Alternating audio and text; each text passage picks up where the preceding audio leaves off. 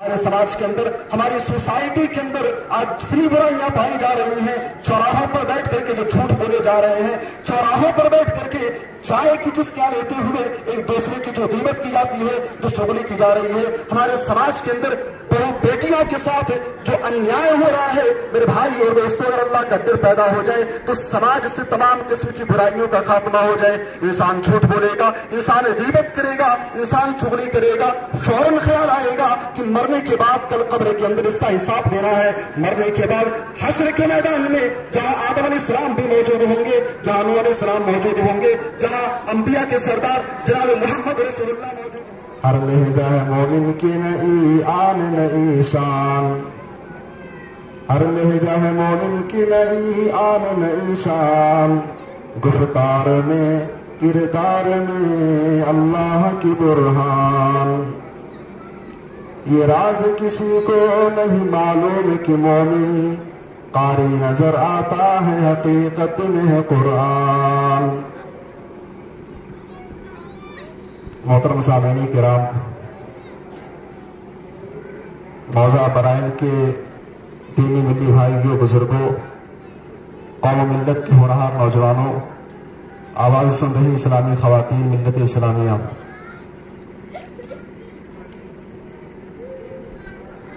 رمضان المبارک کا مہینہ ایک بار پھر ہمارے درمیان آیا اور ہم سے رخصت ہوا۔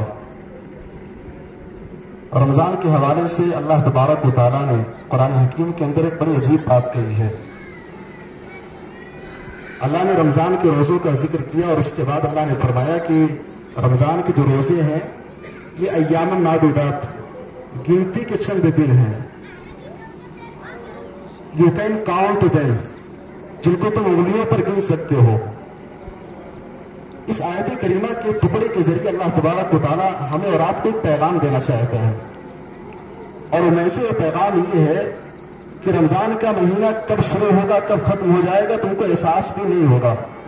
اور ہر سال یہی ہوتا ہے، رمضان آیا چلا گیا، کب شروع ہوا کب ختم ہوا کچھ پتہ ہی نہیں چلا۔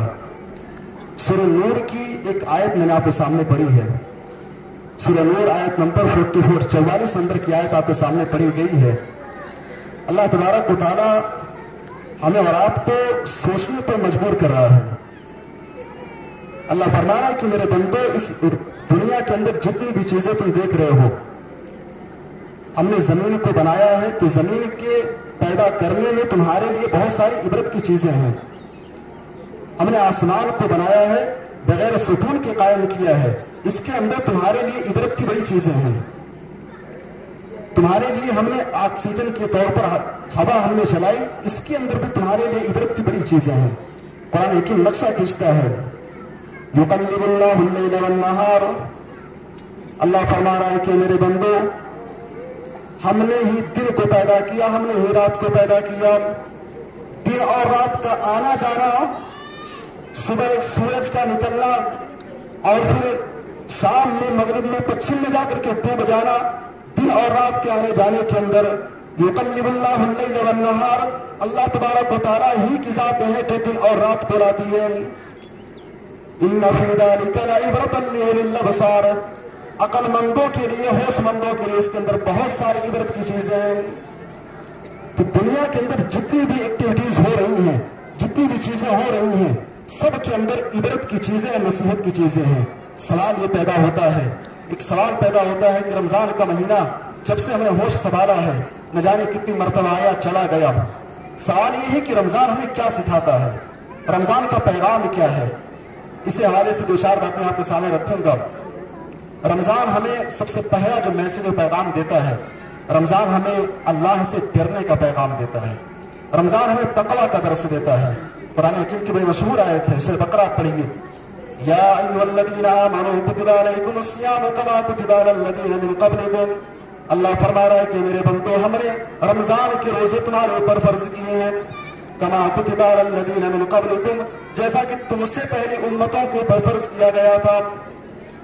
اور اے مسلمانوں، ہم نے رمضان کے روزے اس لیے فرض کیے ہیں لعلکم تتقون، تاکہ تمہارے اندر اللہ کا ڈر پیدا ہو جائے، تاکہ تم صاحب تقوی ہو جاؤ، تاکہ تمہارے ذہن و دماغ کے اندر اللہ تبارک و تعالیٰ کا خوف پیدا ہو جائے۔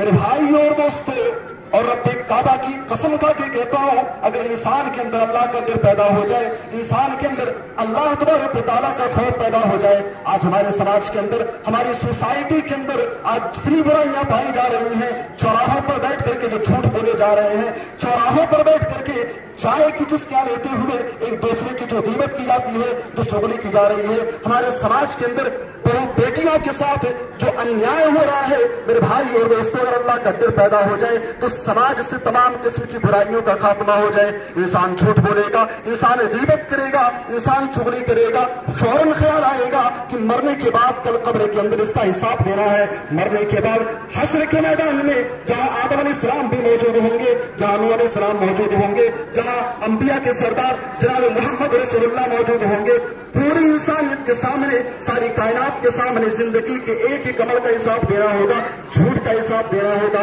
झूठ क्यों बोला था, ग़ीबत का हिसाब देना होगा, अपने भाई की तुमने ग़ीबत क्यों की थी, अपने बेटे का हक तुमने क्यों मारा था, कल क़यामत के दिन इन सारी चीजों का हिसाब देना होगा। अगर डर पैदा हो जाए, अल्लाह का खौफ पैदा हो जाए, दुनिया से बुराइयों का खात्मा हो जाए, समाज से तमाम किस्म की खराबियों का खात्मा हो जाए, अगर अल्लाह का डर पैदा हो जाए। मेरे भाई और दोस्तों, आप साहिब तक़वा बनिए तो सही।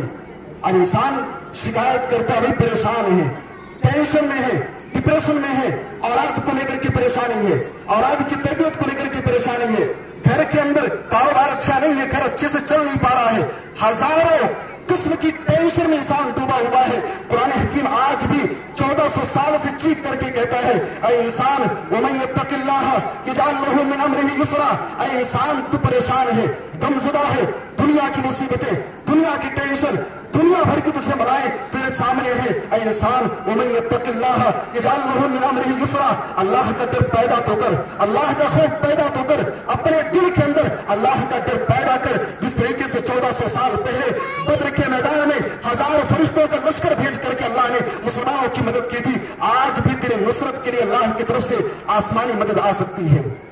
तो साहिब तक़वा बन तो सही। जिस तरीके से अल्लाह ने नबी के सहाबा को तमाम जंगों के अंदर फतेह अता किया था, जिस तरीके से अल्लाह तबारक व तआला ने सहाबे किराम को दुनिया की हुक्मरानी अता की थी, आज भी दुनिया के अंदर तेरा सिक्का कायम हो सकता है, आज भी दुनिया के अंदर तेरा बोलबाला हो सकता है। तो साहिब तक़वा बन तो सही, अल्लाह का डर बसा तो सही। और तक़वा का माना मेरे भाई और दोस्तों कहने से नहीं होगा। तक़वा का मतलब ये है कि आप अल्लाह की मना करता चीजों से दूर रहे, अल्लाह ने जिनसे रोका है उनसे दूर रहे, जिनके करने का हुक्म दिया उन चीजों को करे, इसका नाम तक़वा है। तो रमजान का सबसे पहला पैगाम तक़वा, अल्लाह का डर। दूसरा पैगाम, रमजान हमें अताअत रसूल का हुक्म देता है, अताअत रसूल का पैगाम देता है। भाई हम रमजान के महीने में हम इफ्तारी करते हैं, रसूलुल्लाह ने बताया कि इफ्तारी करो, और इफ्तारी कब करनी है, मगरिब का जब वक्त हो जाए तो इफ्तारी कर लो।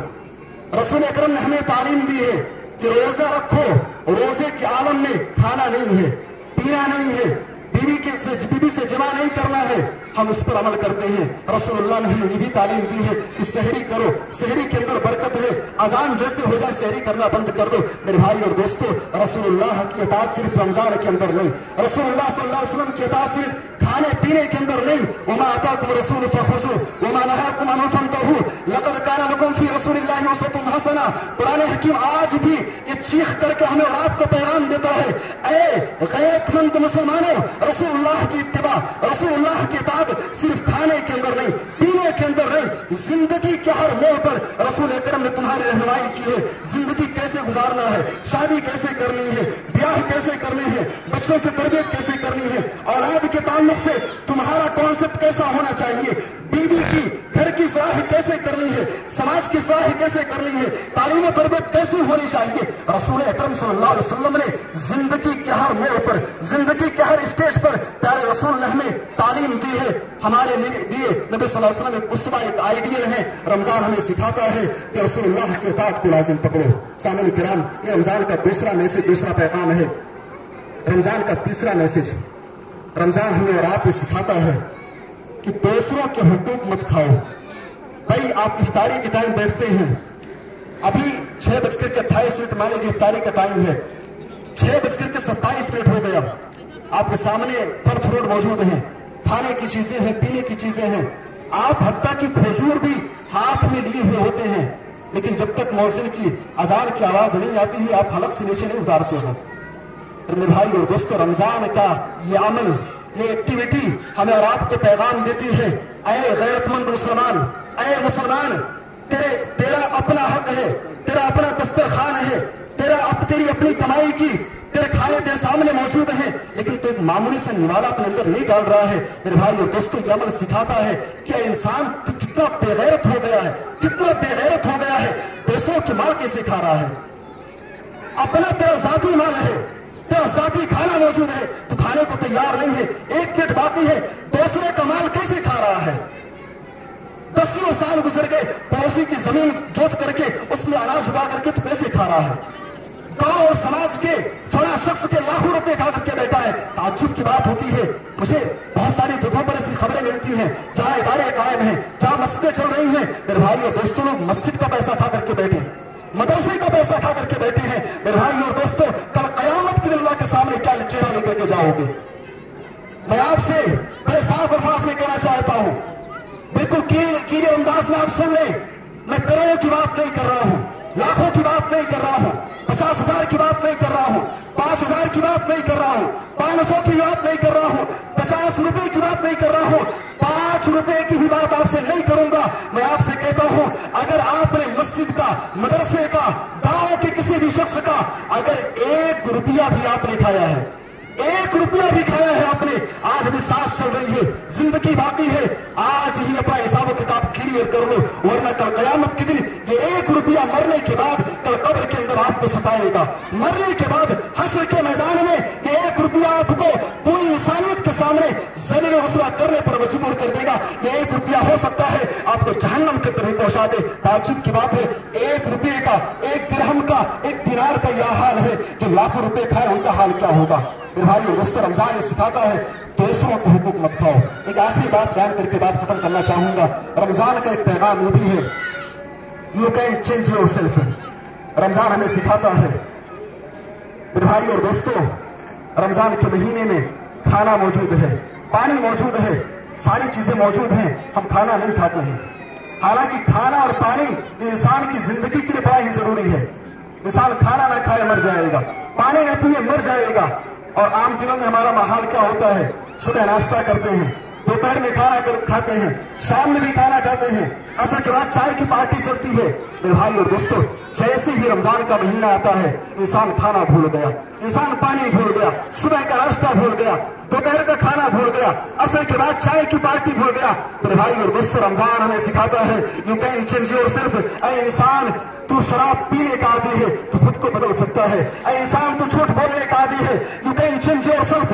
چوراہوں پر بیٹھ کر کے دوسروں کی غیبت کرنے کا عادی ہے، you can change yourself. Ramadan ہمیں سکھاتا ہے، you can change yourself. تم گٹکا کھانے کے عادی ہو، تمباکو کھانے کے عادی ہو، بیڑی پینے کے عادی ہو، سگریٹ پینے کے عادی ہو، you can change yourself. Ramadan میں کھانا چھوڑ سکتا ہے، پانی چھوڑ سکتا ہے۔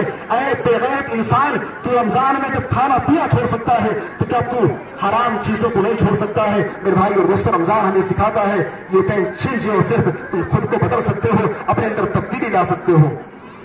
سامعین کرام، اسی طریقے سے ایک آخری پیغام بتا دوں، رمضان کا ایک پیغام یہ بھی ہے، رمضان ہمیں سکھاتا ہے کہ فرائض کی پابندی کیجیے۔